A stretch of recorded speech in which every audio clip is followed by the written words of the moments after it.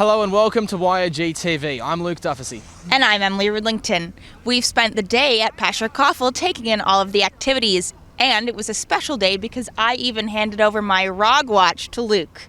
That's right, the president himself was up here on the mountain, and I got nice and close and personal with him.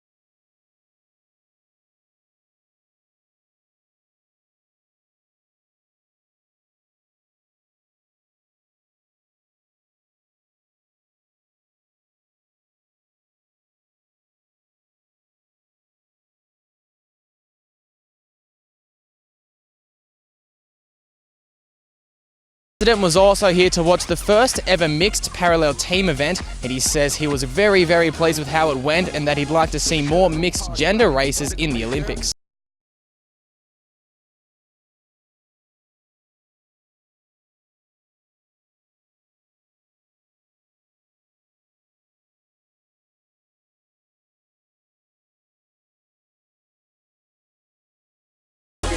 And now, Emily, while I was on ROG watch for the first time, I understand you were at the luge. I was indeed. I was at the end of the track asking athletes and coaches if they thought their sport was dangerous.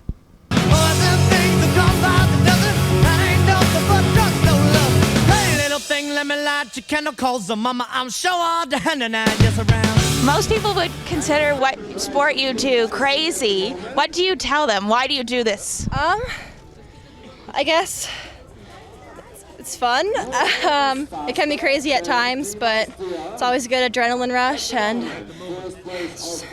what's the craziest thing that's ever happened to you on a track during a run? One time in Russia, I crashed pretty bad. I hit the top of the curve twice and came down and was like limp on my sled, but I actually got back on and finished the race, and that was pretty cool. After stuff like that happens, what are you feeling? It can be terrifying, pretty nerve-wracking, but as long as you put that behind you, you can always work past it still. Most people would never get on a luge track. What on earth possesses you to do this? It's really fun. Been doing it for 6 years now. You know, it's just life. It's awesome. It's really like the ultimate sport because it's such an adrenaline rush, but it's also so relaxing at the same time because you have to work on being relaxed, and that's like your main focus during the run is to be cool and collected while you're going, and it's just crazy conflict, and I love it. How do you be relaxed when you're going down a track at 40 seconds at X kilometers an hour? It's just a lot of training. You really get used to the speed. I don't even really notice I'm going that fast anymore. It's just a lot of fun. Same, you know, it's just become such a used to it. I'm just used to being able to go that fast and feeling the bumps out that you just sit there and say, this is normal, this is good, you know? And you also learn, you tense up, you're gonna crash anyway, so it's better to be relaxed. And with what happened in Vancouver and the Olympics after that crash, have they made any changes in your training to improve safety? No, they have not. No, I mean, personally, I thought I was safe when I started the sport. Are there any changes that you would like to see made? No, I mean, we haven't seen a fatality, I believe, in like the past 30 years until Vancouver. So I don't think that it's really that big of an issue. And, you know, accidents happen in every sport, and I don't think this is any exception. Yeah, I have to agree. You know, I feel that there's nothing that should be changed. This is just the way I've grown up training it. I felt safe. When you're going down a track at 125 kilometers per hour, what on earth are you thinking? Like, what goes through your head?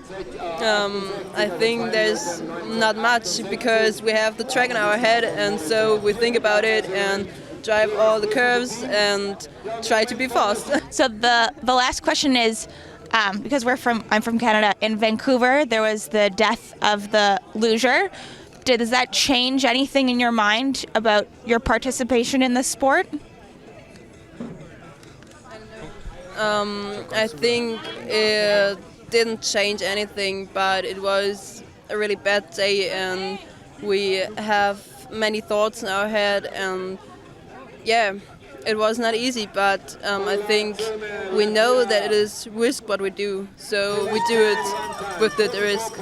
So we've been asking a lot of these young athletes what drives them to do this sport and why do they do it, because most people would think they're nuts. Why do kids choose to get involved in this, do you think? Well, I think it's something that any kid would love to do if they had the opportunity. Every kid, when they're 10 years old, is riding their skateboard down the hill, laying down in the luge position, and it's just something that kids love to do. This is just taking it the next step. We're getting them on ice, we're going a little bit faster, and it's fun. It's just plain fun, and that's why kids are involved in it. That was a common response, but at the same time, it's fun, but when you're clocking like 125 kilometers an hour, there are dangers. So how do you deal and talk to these young athletes about those dangers of this sport? Luge is actually a very safe sport. Crashes do happen, athletes hit walls, but when you think about it, even if they crash and come off the sled, there's nothing to hit. They just keep sliding down the track, they keep a hand on their sled so they know where that is, and it's actually very safe. So while there's crashes are common in the sport, it's actually very rare to see a serious injury. So there is a little bit of anxiety, and we try and manage that with the athlete, but for the most part, they're enjoying themselves more than they're scared. And it takes me back to Vancouver when there was the death of the luge athlete. How do you kind of encourage your athletes that that's not going to happen again? That's just not their experience. They've started sliding for the most part beginning at 10 or 12 years old, and they start very low on the track, and progressively they move up. So they're very secure by the time they get to the top of the track, so that's really not an issue. Now, Emily, look, they say it's safe, but I think I'm just going to leave it up to them just in case. I think I will too. I myself in the Arctic prefer skidooing. Well, what is skidooing? Okay, skidooing is a fun machine that you drive around like a lawnmower, and it has treads on it for snow. Okay, well look, it doesn't make any sense to me, so let's just go to today's triple shot. If you weren't a snowboarder, what sport would you play? Maybe freestyle skiing, because it's similar, rotating in the air and stuff like that. I like turning, and there's technique at the same time. If you could take a trip in any country, where would you go? United States of America, because it's a snowboarding capital. Since the games have started, what's been your favorite moment? Definitely the opening ceremonies were huge with all the people. The pipe is good too. It's sunny and there's good weather. Everything is perfect. While we've been here at Pasher Koffel, our Sonali Prasad has been cooking in the kitchen. That's right, Emily. This journalist turned chef just for one day.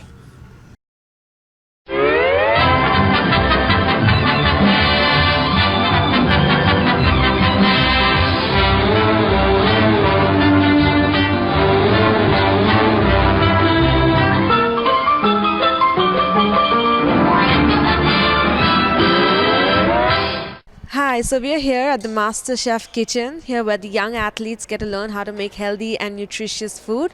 So I'm here with Chef Heinz, and let's see what's cooking. So Chef Heinz, what's the menu for today? Hello, my name is Heinz, and we are cooking today with the athletes salmon steak, fresh salmon with a mustard sauce. Then we serve together mashed potatoes with celery and lentils, black lentils, we call it beluga. With also small pieces of vegetable inside. And I'm very glad to cook with the young athletes, and I hope they enjoy it also. So how important do you think nutrition is for the young athletes? This dish is very important because you have the carbohydrate from the potato and the vegetable. You have also the protein from the fish, and it's all low fat. And this fat what we use is a very good olive oil. So do you think the kids are enjoying it, like cooking, helping you? I think so, yeah. Sometimes more, sometimes less, but altogether they are happy to help me. Okay, so do you play sports? Yes. Have you ever played sports? Yes, now a little bit less, but I make 30 years of long distance running, marathon, 100 kilometers for 24 hours. And I feel very good.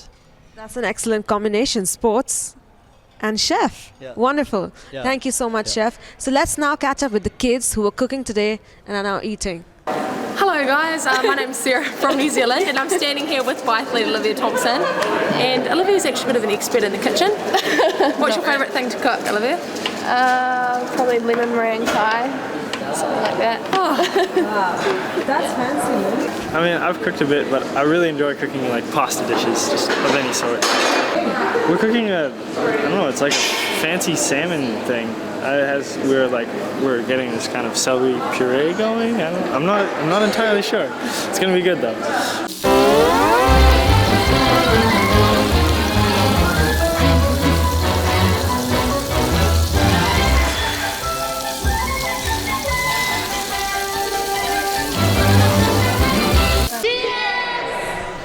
Well, Emily, I don't know about you, but I expect dinner from Sonali on the table ready when I get back. I do too. I'm quite hungry. While Sonali was in the kitchen, Alan Harris was checking into another interesting hobby that is special to the Olympics. Besides the many competitions here at the first ever Winter Youth Olympic Games in Austria, another big thing is pin trading. We talked to Bud, the guru, to get the inside scoop. Here with Bud, who really is the guru of all this pin trading, which is really a big activity here at the first Winter YOG and all Olympic Games. Is that not true? Oh yes, it's the one sport that all spectators, athletes, everybody participates in. It is the essence of the Olympic Games. And you say the essence of the Olympic Games because it's not just about the pins, it's about the friendships and the bonds that are formed through trading the pins. Right, and gold medal winners, the Queen of Spain can trade pins with a 10-year-old boy. So where else in the world are you going to get something like that? How did you get started in this? In 1984, I worked in Los Angeles at the basketball venue as a volunteer, and they gave us 3 pins, and we just started trading, and next thing you know, I was hooked. So how many Olympic Games have you been to and traded pins at? 13 Olympic Games, 3 World Cups, 1 Asian game, 1 Pan American game, and 2 youth Olympic Games. There's just so many pins at the games, it's unbelievable. I would say here probably 700-800 different pins. At London, probably 7,000, 8,000, 9,000 different pins. And I guess the goal is to collect all? No, I don't try and get them all. It's very too difficult and too expensive. Everybody tends to focus on certain categories, or maybe just whatever looks good, or anything with a mascot, or they only want something from Asia because they're Asian. It's just everybody has a different approach. How big is your collection? 20 to 30,000. Wow. How do you display it? How do you keep it? Some people do them by games. I do all of them by games except the country pins. Country pins, I have a British box, a French box. So with 200 countries, I have a lot of boxes. So how do you travel? I mean, you go to all these Olympic Games, you put them in a backpack? Clearing my collection would be impossible. So these are here for display. So we just put them on display here. But I don't pack many clothes because of the weight restrictions on airplanes. It used to be 70 pounds overseas. Now it's 50. Wow. So you have to be very selective in what you bring. Wow. So how many pins did you bring to Innsbruck? Oh, maybe 1,500, 1,200, 1,500. How's the trading been going for you? Great. It's been a lot of fun. Do you find that the people are more, the athletes, the young athletes are more willing to trade than, let's say, the yes. more senior athletes? Yes, I think the youth athletes are much more enthusiastic in the beginning. Then they become very shrewd. Yeah. That's very typical. The first week of the games in the regular Olympics, which is 17 days long, people will trade for almost anything that looks good, and they're very happy. Second week, they're looking for the pin with the lime green and 2 hands, and they're very sophisticated all of a sudden. Right. So that's the same here. This is only 10 days long, and the trading now is much different than it was 5 days ago. You must get some big name athletes that come up to you and say, hey, can we trade, Bud? Yeah, Charmaine was just here a minute. Charmaine Crook, she's an IOC member from Canada, and she's a pin collector. And I've known Charmaine for 25, 30 years. Yeah, we chatted. So some athletes don't care, and others are really into it. As soon as they're done competing, they're out there trading pins with everybody else. Thanks a lot, Bud. Really appreciate it, man. Well, Emily, it is great to come to an event like this and collect pins from across the world. That's right. And Luke, I've got another one from Nunavut, Canada for your collection. Thank you. Well, look, I'm having a bit of trouble with the gloves on, but once I get home, it'll go into my collection. But that is all the time we have on YOG TV today. Thanks for watching. We'll see you next time. I'm kicking the plan before the